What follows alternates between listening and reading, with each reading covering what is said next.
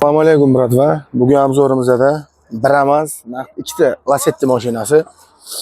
Mexanika korobka bo'ladi bu. 2009-yil turkuruk yurgan. 400 mingdan sal ziyodroq yurgan.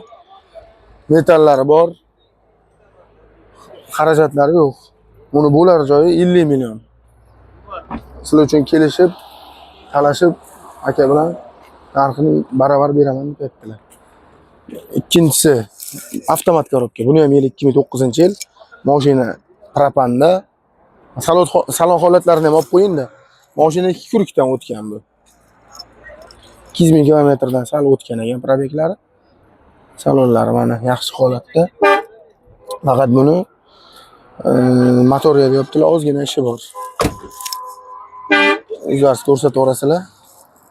Kimga qiziq bo'lsa, ikkalasini ham narxi 50 milliondan bo'ladigan joyini gaplashib qo'ydik. Kimga qiziqtirsa, bemalol aloqaga chiqishingiz mumkin. Akajon, telefon raqamingizni aytib oling. 88 876 11 10 aloqaga chiqishadi.